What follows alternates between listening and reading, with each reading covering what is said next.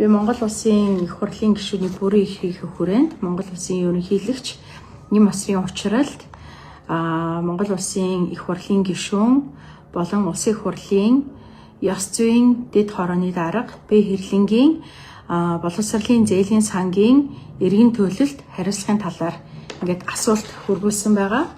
Тэгээ энэ асуултын хариу нь ирсэн. Хариу нь ирэхдээ 34 хуудас бүхий одоо энэ баримтууд ирсэн байгаа. За энэ мэдээлэл бол парламент цэгийн дээр байршчихсан байгаа мэдээлэл байгаа. Та нар ч гэсэн хүсэх юм бол ороод харж сонирхож болно.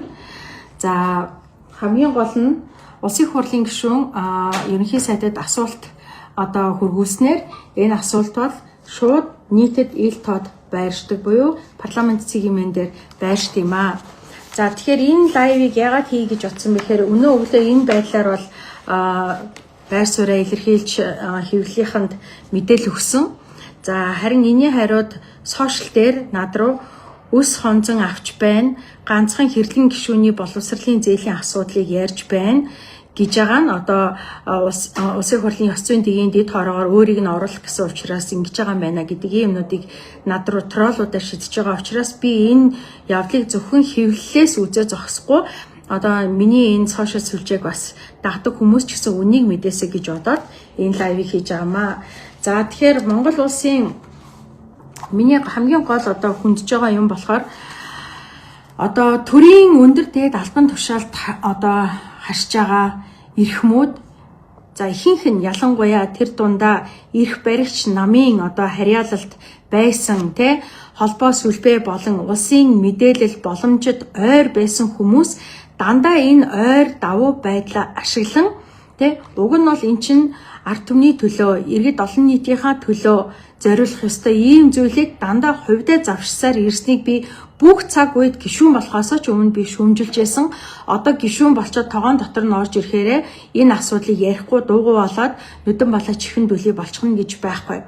Энийг мэдээж байгаа учир нь энэ бол иргэдийн эрх ашигын төлөө юм. Яг одоо хөдөө орон нутагт боловсролын зээлийн сангийн санхүүжилтийн асуудал хүрэлцэхгүй байгаа учраас одоо энэ боловсролын одоо төлбөрийн сургалтын төлбөрийг төлөх боломжгүй учраас боловсролын зээлийн санд хамрагдах боломжгүй байна гэж ердөө 3 сая төгрөгөн дээр дотоодын их сургуульд сурахдаа ийм хариу авсан хүүхдүүд Монгол улсын үнцэг болон хаа нэгтээ зөндөө олон хэдэн 10 хэдэн зугаараа байна. Тэгж байхад Монгол улсын их хурлын гишүүн нь их хурлын гишүүн болохоос өмнө Монгол ардын хувьсгалт нам ивсэлд ойр байсан даргын одоо хүрээллийн одоо хүн гэдгээрээ даргын хүрээллийн хүн гэдгээрээ далимдуулаад холбооны бүгд найрамдах Герман улс сургалтын төлбөргүй улс гэдгээрээ ихтэй сургуулиуд нь сургалтын төлбөргүй улс гэдгээрээ дэлхийд алдартай. Энэ талаар ганцхан би ярьж байгаа юм шиг ялангуяа Германд сурч исэн Германы талаар Германы сургалтын системийн талаар мэддэг сайн маш сайн мэддэг хүмүүс бол энийг сонсвол үнэхээр зэвүүцлэн төрөх ах гэж би бодож байна. Тийм учраас энийг ярья. За энэ ингэсэн байгаа. За суралцагчтай байгуулсан гэрээний нөхцөлийн дагуу 2008-аас 2009 оны хичээлийн жилд нь 13,300 $, за 2009-оос 2010 оны хичээлийн жилд 16,000 $, 2010-аас 2011 оны хичээлийн жилд 16,000 $-ын санхүүжилтийг Монгол улсаас холбооны бүгд найрамдах Герман улсад суугаа элчин сайдын яамны дансанд шилжүүлсэн баримтыг Хэрлэнгийн хувийн хэрэгт хавсарсан байна гэж байна.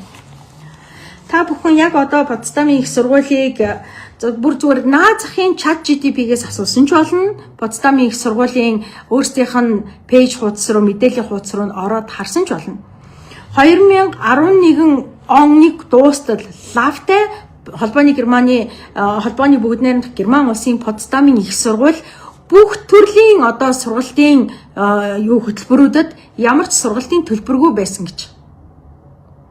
Яагаад энэ мөнгийг Герман улсад суугаа элчин сайдын яам руу шилжүүлж байгаа юм? Боловсролын зээлийн сан бол тухайн сургуулийн дансанд нь орох ёстой мөнгө. Яагаад Германд байгаа Монголын элчин сайдын яам руу явж байгаа юм?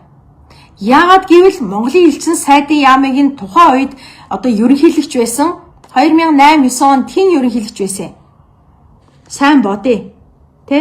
Тэр хүний холбоо хамаарлаас үүдэлтэй хүмүүс нь шат шатанд гар хөл болж тавигдаж тэр нь шат шатанда боловсролын зээлийн сан хүртэл тоноход гар бие оролцдог л байгаа байхгүй юу? Ийм энгийн юмн дээр яагаад монголчууд өшөө хонзоо авж ийн гэж яриад байгаа юм бэ? Та бидний хүүхдүүдийн үнэхэрийн боломжгүй, үнэхэрийн сургалтын төлбөрийг төлөх боломжгүй ийм хүүхдүүд энэ сургалтын зээлэнд хамрагдаад явах ёстой байтал дарагтай ойрхон, намтай ойрхон, мэдээлэлд ойрхон төрийн боломжийг хулгайлдаг хүмүүс энд ингээд ямар ч сургалтын төлбөргүй ихтэй сургалтын төлбөрөө гэд Монголын татвар төлөгчдийн мөнгөөр 2008 он гэхэд $45,500 гэдэг чинь одоогийн ханшаар бодвол хэд юм? Тухайн үед доллар 1300 орчим төгрөг байсан. Одоо тэгвэл 3600 гараа явж байна. Дээрэс нь одоогийн энэ байдлаар төлөх нь ерөн зөв юм уу? Өнөөдрийн тухайн үеийн $45,000 өнөөдрийн $45,000 биш болчиход байна. Эдгээр ингэж хулгай хийдэг. Миний харж байгаа үнцэг бол ингэж шатанд хулгай хийдэг байсан хүмүүс дээд төвшөнд том боломжинд ороод ирэхээр ямар том хулгай хийж байгаа бол гэж би хардж байгаа юм. Энэ миний юу гарахаа хэлсэн юм бах тоо. Хүмүүс комент бичиж гин үү? Ерөөсө комент харагдахаа хэлсэн байх юм. За яах тэр комент ч яах вэ? Ингээд гардаг ч үлээ. Яадаг үлээ. За ингээд гардаг баг шүү. За тэр комент яах вэ? За эндээс би ирсэн юу бичиг баримтаас дараагийн юунуудыг одоо би та бүхэнд харуулъя. За энэ хэдгээр хуудас гэж байна.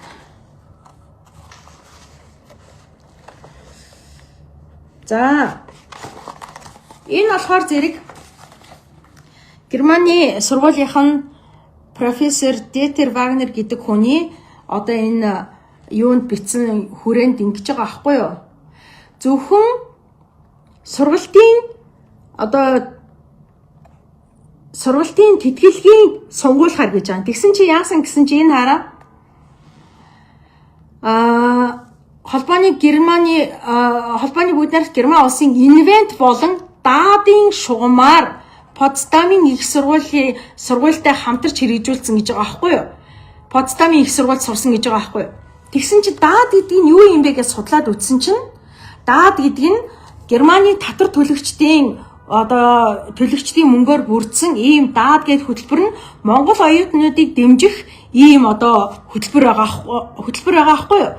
Тэгэхээр энэ хэрлэн гэдэг гишүүн Германы татвар төлөгчдийн мөнгөний мөнгөөс бүрдсэн энэ даад гэдэг хөтөлбөрөөс ч гэсэн бэлэн мөнгө авсан сургалтынхаа ямар нэгэн сургалтын төлбөр байхгүй. Тэгтээ амжиргааны зардал өөр бас гарах тэтгэлгийг авсан байж болцсохгүй байгаа байхгүй. Тэгэхээр Германы татвар төлөгчдийн мөнгөөс ч авсан байж болцсохгүй байна. Монголын татвар төлөгчдийн мөнгөөс огт сургалтын төлбөр гэж байхгүй сургалт төлбөр авсан байгаа байхгүй юу?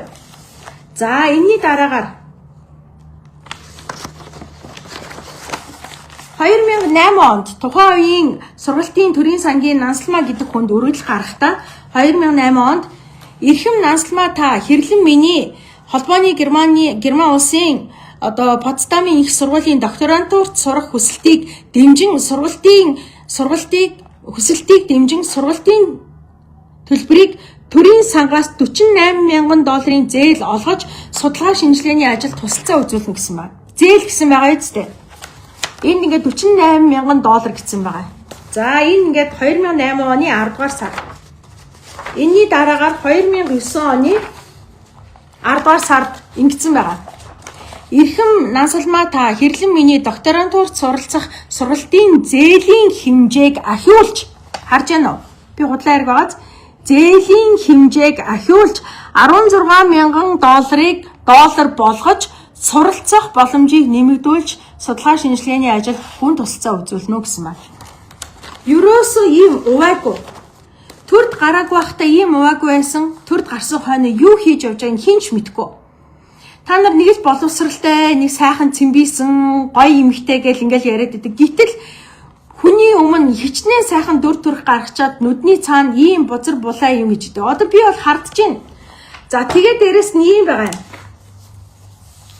хамгийн ноцтой асуудал нь энэ хүн бас 2003 онд бас Потсдамынхаа их сургуульд магистрт сурсан байдаг. Тэгвэл тэр нь юугаар сурсан юм? Тэрнийхээ төлбөрийг хувьяасаа одоо төлбөртэй сургууль гэдээ Потсдамыг төлбөртэй сургууль гэдээ авсан байна шүү дээ. Тэгэхээр сэтгүүлчдийг би хэлээд байгаа юм. Та нар очоод 2003 онд Потсдамынхаа энэ сургуульд сурахдаа магистра хаанаас яаж одоо төлбөрөө төлсөн юм бэ? Ядаж ингэж асуугаад өччих, тэ? Сургалтын төлбөргүй сургуульд яхаараа Германы элчин сайд руу Монголоос Герман улсад суугаа элчин сайд руу мөнгөний шилжүүлээд ингэ явж идэв юм бэ. Гэтэл өнөөдөр Монгол улсад үнэхэрийн сурах чин ирмэлзэлтэй боловч үнэхэрийн ар гэрийн гачигдал санхүү мөнгөний гачигдлаас болоод сурч чадаагүй тэ ингээд хар бор ажил хийгээд улмаар одоо ингээд одоо нийгэмд тэ ингээд нэг ийм боловсралгүй нэр зүгээд гэтэл жинхэнэ энэ хулгайч нар нь тэ бидний хүүхдүүдийн бидний эдлэх боломжийг хүртчихэд өөрсдөө бидний дээр их л мундаг боловсралтай дипломоор нүр халахвчилсан ийм хулгайч нар бидний дээр залраад бидний амьдрал ямар байхыг шийдээ явж исэн байгаа байхгүй. Энэ нь шудраг бус явдал мөн штэ. За тэгээ дээрэс нь нөгөөдөг чинь утсан дээр дээрэс нь за энэ намууд ялангуяа маш их энэ сургалтын одоо боловсролын зээлийн сангаас өөрсдийнхөө намын гишүүдэд ийм боломжийг олгодог байна. 2003 он гэхэд Голландын Маахрихтийн удирдлагын сургуульд заяа Монгол ардын хувьсгалт нам байсан тухайн үед хувьсгалт намын одоо нэр бүхий 10 одоо гишүүдийг тухайн үедээ одоо Монголын арчилсан социалист залуучуудын холбооны дарам арга гишүүн байсан одоогийн гадаад харилцааны яамны сайд Батмөнхийн Батцэг Гомч авийн Зандан шатар энэ Жаданбаагийн инх баяр за Ухнагийн хөрөлсөх гэд одоо энэ байгаа улс төрийн дээд албан тушаалтайгаа энэ хүмүүсээс ингэж байхад ганцхан Ухнагийн хөрөлсөх буюу одоогийн ерөнхийлөгч хөрөлсөх байна. Харин ёстой зангаар гаргаж улсын зардлаар сурааг байгаа. Суралцахаас татгалцсан байна. Бус нь бүгд явсан. Тэгээ одоо бодоод үзье да. Тухайн үеийн $45,000 одоогийн ханшаар биш одоогийн одоо үнэт одоо үнэлэмжээрээ тэ үн цэнээрээ бол одоогийн 150-200,000 хэмжээтэй байхгүй. 2003 онд 2008 онд заяа хэрвээ бизнес эрхлэгч хүн банкнаас $45,000 зээл авсан бол төлөөгүй үдэд хүрсэн бол өнөөдөр тэр бизнес эрхлэгч хичнээн төгрөгийн өртөө байх байсан бэ. Бүгдээрээ дор бүрнээ бодоод үзье. За тэгээд өнөөдөр тэгээ дээрэс нь одоо энэ засгийн газрын хэрэг эрхлэх газрын дарга байгаа, сайд байгаа.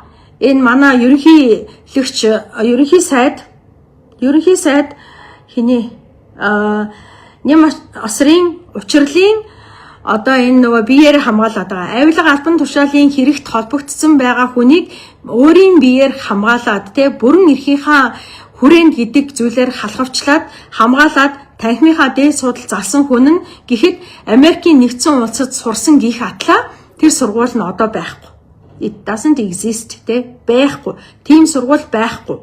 Тэр сургууль нь айл дэвэн галавт дампуурсан тийм сургуульд суралцсан гэд өөрийнхөө хувийн дансанд мөн $30-40,000 авсан байдаг. Эднэр энэ нам улс төрд ажиллаж байгаа хүмүүс ингэж л татвар төлөгчдийн мөнгийг төрийн боломжоор мэдээлэлд боломжит ойр энэ байдлаа ашиглаж бүх шатанд энэ бүх боломжийг эдэлж яадаг байна. Гэтэл энэ хүмүүс төрийн төлөө, иргэдийн төлөө сайн сайхны бүтээн түгэн гэж ажиллаж байгаа хүмүүс үстэй. Тэгэхээр миний өнөөдрийн хэвлэлийн хурал хийсэн 2 шаардлага байсан нь юу вэ гэхээр зэрэг нэгдүгээр шаардлага нь энэ ёс зүйн дэгийн дэд хорооны дарга энэ хэрлэн гэдэг хүн эхлээд ёс зүгээрээ манлайл ядаж Монголын ард түмний татвар төлөгчдийн мөнгийг хувьдаа завшсан. За би бүр хулгай бусад хуулийн заалт ярихаа болъё. Хувьдаа завшсан энэ байдлаа одоо 18 жилийн дараа та улсын хурлын гишүүн болчлоо. Та ядаж энэ Монголын ард түмнээс хулгайлсан мөнгөө хүүгийн тооцоол өгч. Өөр бусад хуулийн заалт ярихаа болъё. Ингэж та ёс зүгээр манлайл. Дээрээс нь та энэ ёс зүйнхээ хүрээнд энэ хариуцлагынхаа хүрээнд ёс зүйн дэгийн дэд хороог ахлан удирдах явуулах ямар ч ёс зүйн гэдгээ энэ үйлдэлээр харуулж байгаа учраас та энэ ёс зүйн дэгийн дэд хороо гэдэг ажлын албан тушаалаа өг. Хоёрдугаар асуудал нь Монгол Улсын их хурлын сонгуулийн тухай хуульд би нэмэлт өөрчлөлт оруулахаар болж байгаа. Энэ нь юу вэ гэхээр зэрэг би та бүхэнд уншаад гаргаад өгье. За ер нь бол одоо Монгол улсад сонгуульд одоо маш олон хүчин зүйлээр нэр дэвшигчээр бүртгэхгүй байхаас татгалцдаг ийм одоо зүйлүүд байгаа. За тэрнээс нь зүгээр ганц хоёрхон жишээ дурдах юм бол Монгол Улсын их хурлын сонгуулийн тухай хуулийн 32 дугаар зүйлд нэр дэвшигчийн бүрдүүлэх бичиг баримт гэж заадаг. Энэ дээр одоо маш олон бичиг баримтуудыг бүрдүүлээд өгдөг.